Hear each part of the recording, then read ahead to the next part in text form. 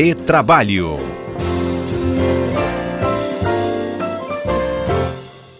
Nosso quadro Retrabalho no ar, nesta quarta-feira, recebendo os nossos dois comentaristas, Alberto Nemer e Cássio Moro.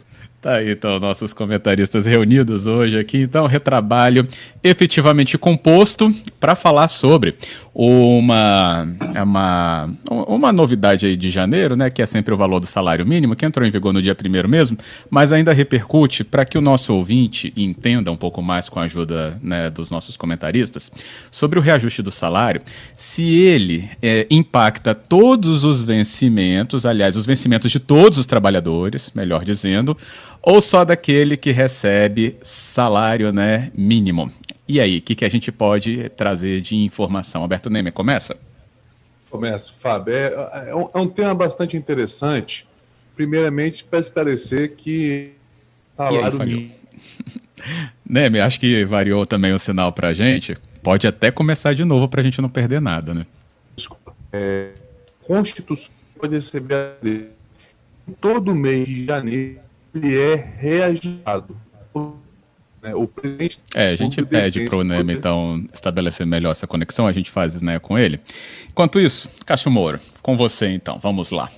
Reajuste chegou em janeiro, as funções aí, né, colocadas, né, para o vencimento, com esse impacto. O que você poderia já trazer de análise, então? O salário mínimo, ele todo mês de janeiro tem um reajuste. E por que ele existe, esse salário mínimo? Em regra, ele não deve indexar nada na economia, pelo menos essa é uma tendência que o direito pretende, mas não é assim que acontece. Com o aumento desse salário mínimo, isso não significa que o salário das pessoas que recebem piso de convenção ou que recebem alguns outros salários contratuais tenham efetivamente o reajuste, né? Por exemplo, uma determinada categoria dos motoristas e cobradores vai ter o reajuste lá na sua data base, né? Por isso que a gente teve greves, aquela coisa toda. Entretanto, aquelas pessoas que recebem o mínimo legal, essas sim vão ter o reajuste. Esse reajuste é feito todo ano, é um reajuste feito hoje, reajustado pelo INPC, então, já adiantando, em que pese a medida provisória de dezembro tenha estabelecido R$ 1.100, na verdade, ele deve ser refeito para R$ 1.102, essa é a expectativa para esse ano, que seria a reposição inflacionária. Então, não é um aumento do salário mínimo, é apenas um reajuste segundo a inflação pelos índices do consumidor. É claro que isso cria uma injeção de dinheiro no mercado, e essa injeção de dinheiro faz com que tudo tenha uma certa alta nos preços, né? Para você ter uma ideia, o próprio governo federal, a cada R$1 que ele aumenta no salário mínimo, prevê gastos da própria União de 350 milhões a cada R$1 de salário mínimo que é elevado. Então é mais ou menos isso. Não significa que os outros salários vão ser aumentados, mas sim quem recebe o salário mínimo vai ter o reajuste. Uhum. Nemer conosco, então? Nemer, aí sim, para ouvir então toda a sua análise. E aí, o que você também poderia acrescentar para a gente? Vamos lá. Primeiramente, desculpa, porque a internet acaba aqui, caiu do meu escritório. Então, 2021 está prometendo. Mas, em relação ao salário mínimo, Fábio, eu não pude ouvir a aula aí do Cássio, mas o que acontece? Ninguém pode receber menos do que o salário mínimo. E todo janeiro, o presidente da República ele estabelece um reajuste. Esse ano ficou um pouquinho abaixo da inflação, né? O salário mínimo vai de R$ 1.045 para R$ 1.100. Ele passou a valer a partir do dia 1º de janeiro, ou seja, esse novo valor vai ser pago em fevereiro, porque é referente ao mês de janeiro. E esse tema gera bastante debate, né? Porque muitas pessoas ficam também na expectativa de ter o seu reajuste no seu salário, de ter o reajuste em seu salário. E esse reajuste é específico para o salário mínimo. Por exemplo, vamos supor que a pessoa lá ganha R$ 1.500.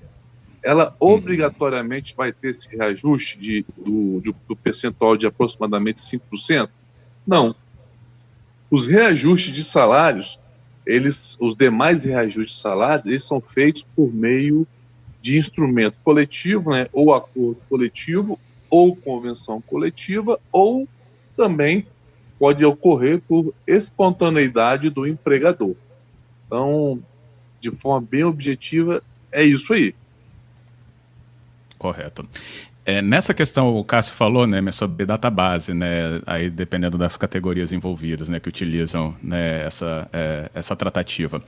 E aí eu recebi aqui o Luciano falando, mas também na database tem que respeitar esse mesmo reajuste dado ao salário mínimo? Quem pode falar? Boa pergunta. Boa pergunta. Não. Até porque não existe, Fábio, eu queria também ouvir a opinião do Cássio, não existe nenhuma lei que obrigue, inclusive na database, que seja dado reajuste.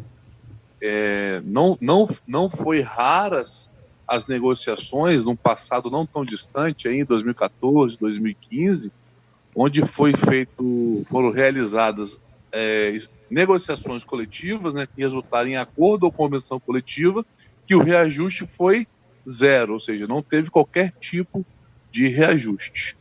O que você acha disso, Cássio? Perfeito. Inclusive, ao contrário, né, a própria Constituição veda que o salário mínimo seja usado como vinculação, seja usado como indexação para todos os outros fins. Então, não é porque o salário mínimo aumentou que outros salários ou qualquer outro custo, qualquer outro produto a ser vendido vai ser reajustado pelo salário mínimo, né? E é claro que as negociações coletivas, elas dependem muito da realidade de cada categoria, de como que está o mercado naquele momento. Então, nós verificamos historicamente, verificamos algumas categorias, como, por exemplo, a da construção civil, historicamente, pelo menos até 2009, 2010, ela subiu muito mais que o salário mínimo, e olha que já havia uma política de valorização do salário mínimo na época, e como bem disse o Alberto Nemer, muitas convenções sequer tiveram reajuste porque não havia como, né, as empresas não aguentariam fazer este reajuste. Então, tudo depende da negociação e não há vinculação nenhuma, esse é o ponto importante, com o salário mínimo. Uhum. Espera-se, claro, que haja um reajuste que acompanhe a inflação de algum modo, né? E quando a gente fala em reajuste, não é aumento, é só um acompanhamento, uma atualização monetária do salário, mas não tem nenhum vínculo com o salário mínimo e nem um direito do trabalhador de ter efetivamente esse reajuste. O que ele não pode é receber menos que o salário mínimo, né? Então, se ele recebia ele recebia antes lá R$1.200, né? E agora vem o salário mínimo, ele vai estar ali recebendo aquele valor, 1.100. Agora, se digamos que ele recebia 1.100, o salário era 1.045, se eu não me engano, e digamos que ele recebia R$1.060, por exemplo, veio o salário mínimo agora, ele vai ter o reajuste dele, então não tem como. Mas não tem uma vinculação com o mínimo, só não pode receber menos que aquilo. Aquilo é o mínimo de todos. Correto. Valor de diária é baseado também no valor do salário mínimo em vigência? Cristiano perguntou. A pergunta é ótima. Depende do relacionamento, Fábio. Se for carteira assinada, aí o que a gente vai ter é o seguinte: ninguém pode receber o valor menor a hora salário do referente ao salário mínimo. Se a pessoa é diarista, por exemplo, e não tem vínculo empregatício, essa negociação ela é livre entre o contratante e a contratada. Então, hoje, com esse reajuste, o valor da hora mínima referente ao salário mínimo são de R$5. Então, o empregado que tiver carteira assinada e for trabalhar aí, por exemplo, no contrato intermitente, né, que a gente já debateu aqui algumas vezes, não pode ser menor do que R$5, porque aí estaria recebendo menor que o valor da hora do salário mínimo. Só lembrando um pouco, né, eu tinha falado antes, quando você estava desconectado, o valor da medida provisória de 1.100 com base no INPC de novembro, mas ele deve haver um novo reajuste, porque, segundo o INPC, esse salário mínimo deve ir para 1.102. Então, o governo já está articulando para fazer um reajuste de R$2 a mais. Mas é isso mesmo, R$5 a hora. No R$1.100 mensais, a diária, o valor diário do trabalho, é hoje de R$ 36,67, deve ter um pequeno aumento nisso. Correto. Explicadíssimo aqui. E ainda a pergunta, né, sobre os benefícios. Melhoria, ampliação disso é considerado reajuste? Entra em alguma leitura sobre isso? O salário, então, acompanha aí reposição ou, né, o indicador aí usado pelo governo.